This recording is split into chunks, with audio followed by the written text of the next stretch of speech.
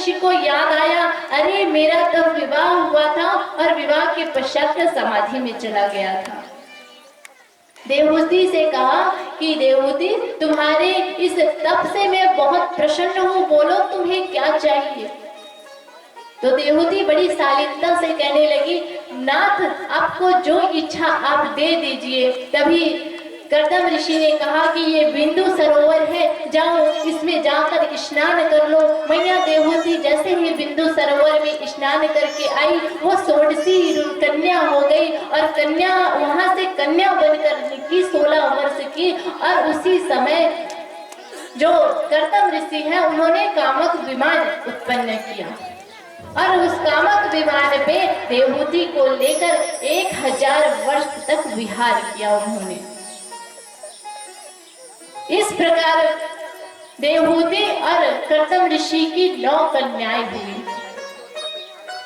कला, ख्याति, अनसुईया ये सारे कर्दम ऋषि की ही कन्याएं हैं। और इन कन्याओं के होने के बाद जब कन्या बड़ी हुई तो माता देवहूति कहने लगी कि प्रभु नाथ, हे स्वामी, ये मेरी 9 कन्याएं हैं। 9 कन्या तो हैं, ये अपने ससुराल को चली जाएंगी। आप वन में जा रहे हैं तो मैं अब किसके सहारे जीवित रहूंगी? मुझे भी तो कुछ चाहिए। जो स्त्रियां होती हैं वो हमेशा एक पुरुष के संरक्षण में ही रहती है। जब तक उसका विवाह नहीं होता तब तक वो अपने पिता, अपने भाई के संरक्षण में रहती है। जब विवाह हो जाता है तब अपने पति के संरक्षण में रहती है और जब वो उसका पति नहीं रहता तो वो अपने पुत्र के संरक्षण में रहती है। लेकिन स्त्री किसी न किसी पुरुष वर्ग के संरक्षण में रहती ही है। आज देवहूति माता का भी यही विचार था कि यदि नाथ आप वन में प्रस्थान करेंगे, 9 बेटियां हैं, 9 बेटियां तो अपने ससुराल में चली जाएंगी, तो मेरा क्या होगा? मैं आपसे एक वरदान मांगना चाहती हूँ। तो कर्दम ऋषि ने कहा, क्या चाहिए? तब उन्होंने कहा कि मुझे एक पुत्र चाहिए। तब कर्दम ऋषि को याद आया, अरे हाँ, जब मैंने तपस्या किया था तो भगवान मेरी भक्ति से बड़े ही प्रसन्न थे और भक्ति से प्रसन्न होकर कहने लगे थे कि जब तुम विवाह करोगे तो मैं स्वयं तुम्हारे घर पुत्र रूप में आऊंगा। ऐसा वचन भगवान ने दिया था। तब कर्दम ऋषि और देवहूति मैया का एक पुत्र हुआ और पुत्र का नाम था कपिल देव जी। बोलिए कपिल देव महाराज की। साक्षात भगवान नारायण ही कपिल देव के रूप में देवहूति और कर्दम मुनि के घर आए। और जैसे ही श्री कपिल देव जी का जन्म हुआ, उनके बचपन के बारे में तो ज्यादा विस्तार से भागवत जी में नहीं कहा गया है। अब यहाँ पर आता है, जब कर्दम जी वन को चले गए, वन में चले गए और सारी 9 कन्याओं का विवाह हो गया। देवहूति के 9 कन्याओं का विवाह ब्रह्मा जी के 9 पुत्रों के साथ कर दिया गया। एक पुत्र नारद जी को छोड़कर बाकी के जो 9 पुत्र थे उनसे उनका विवाह हुआ। जब माता अकेली पड़ गई और कपिल देव जी अपने नित्य कर्म में, पूजा पाठ में, ध्यान में मग्न थे, तब एक दिन माता देवहूति ने कपिल देव से प्रश्न किया कि पुत्र, मैंने सुना है कि तुम ही नारायण हो, तुम भगवान हो और तुम मेरे घर जन्म लेकर आए हो, तो मैं तुमसे कुछ प्रश्न करना चाहती हूँ। कुछ प्रश्न मैं तुमसे पूछना चाहती हूँ, क्या आज्ञा है? कपिल देव जी कहने लगे कि अवश्य माँ, तुम क्या पूछना चाहती हो तुम पूछ सकती हो, बताओ मैं तुम्हें क्या बताऊं। तब श्री देवहूति जी कहने लगी कि मुझे ये बताइए कि इस मन को अपने वश में कैसे करें। मन को वश में करने का क्या उपाय है? क्यों? क्योंकि मैं बार बार अपने मन को समझाती हूँ, बार बार ये मन भटक जाता है, मेरी इंद्रियां मेरे वश में नहीं। इनको वश में करने के लिए क्या साधन है वो मुझे बताइए। तब श्री कपिल जी महाराज बोलने लगे कि माँ तुमने बहुत अच्छा प्रश्न किया है।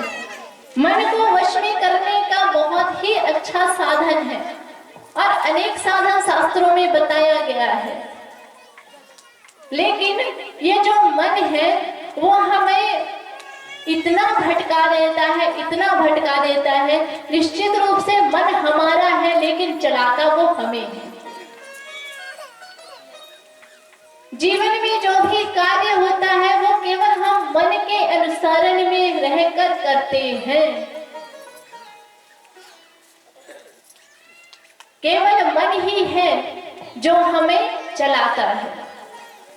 किसी को आप कहो कि चलो हम घूमने चलते हैं, वो क्या कहेगा? मन नहीं है, मन कहाँ है?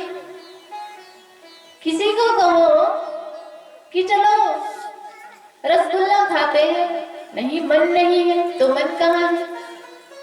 अभी यहाँ पंडाल में आप सभी लोग बैठे हैं, लेकिन जरूरी तो नहीं कि आपका शरीर यहाँ बैठा है तो मन भी यहाँ बैठा होगा।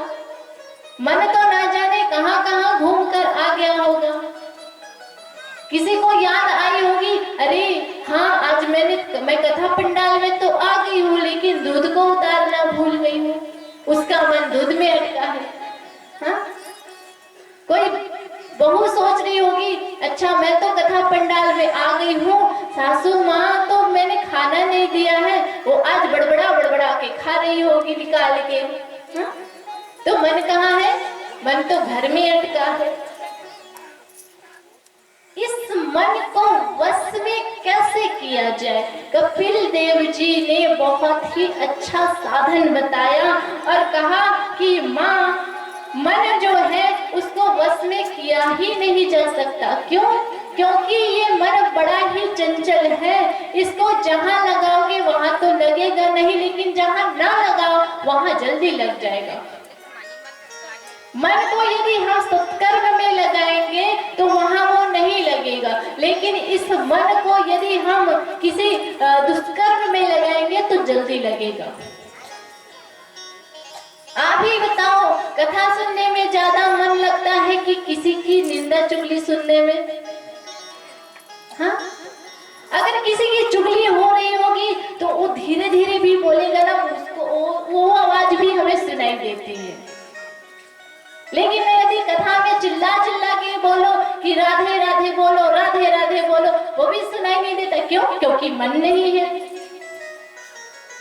और निंदा रस, वाह क्या रस है। दो महिलाएं मिल गई तो शुरू तीसरे की बुराई। अच्छा हाँ, वो कल कथा में गई से कैसा ढंग के डुगरा में बता तो भला। ऐसे जो हम नहीं करना चाहते उसमें मन ज्यादा लगता है, और जो हम करना चाहते हैं उसमें मन कम लगता है। हम जानते हैं कि अच्छा क्या है, बुरा क्या है, लेकिन हमारी जो प्रवृत्ति है वो बार बार हमें बुरे की तरफ इशारा करती है। क्यों? क्योंकि मन का काम है नीचे की ओर आना, और हमें ले जाना है मन को ऊपर की ओर। हमें ले जाना है मन को उस परमात्मा की ओर। जो मन है वो पानी की भांति होता है, पानी के मालिंद होता है, और पानी का काम क्या है? नीचे की ओर बहना। लेकिन प्यारो, आपने देखा होगा जब हम पानी को हम ऊपर ले जाना चाहते हैं तो हमें क्या करना होता है? आपसे प्रश्न कर रही हूँ, पानी को जब हमें ऊपर ले जाना पड़ता है तो हमें क्या करना? जाता है कि नहीं जाता? पानी ऊपर जाता है ना, तो हमें क्या करना होता है? पानी को ऊपर ले जाने के लिए क्या करना पड़ता है? हाँ, क्या करना पड़ता है? यंत्र लगाना पड़ता है। यंत्र लगाना पड़ता है, सही है ना? मोटर फिट करनी पड़ती है ना, मोटर को बोलते हैं यंत्र। यदि हमें पानी को ऊपर ले जाना होता है तो हम यंत्र लगाना पड़ता है, हमें यंत्र की आवश्यकता होती है। उसी प्रकार जब हमें मन को ऊपर ले जाना होता है तो हमें मंत्र की आवश्यकता होती है, हमें मंत्र चाहिए होता है।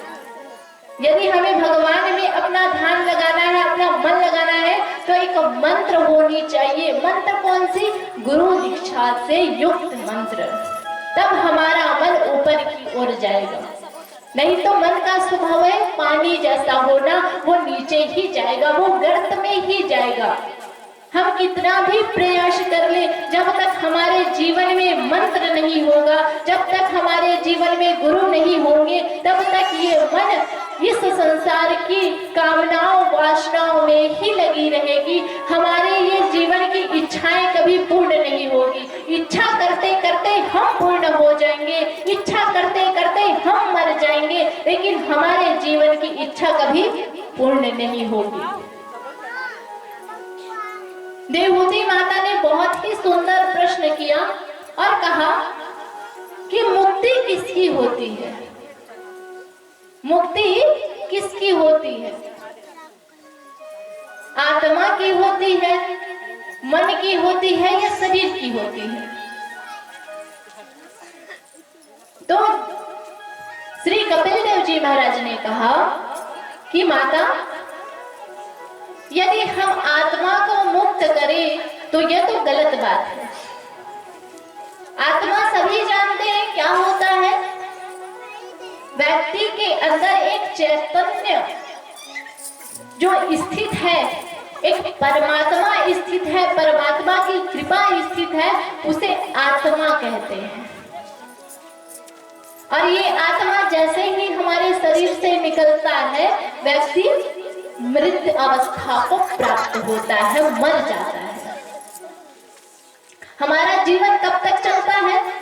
जब तक हमारे शरीर में आत्मा रूपी चैतन्यता का वास है। तो बताओ, क्या आत्मा को हम मुक्त कर सकते हैं? कपिल देव महाराज जी से देवहूति प्रश्न कर रही है कि मुक्ति किसकी होती है? शरीर की होती है, आत्मा की होती है या मन की होती है? तो भगवान कपिल देव जी महाराज बता रहे हैं कि क्या आत्मा मुक्त हो सकती है? बिल्कुल भी नहीं। क्यों? क्योंकि भगवान ने गीता में कहा है,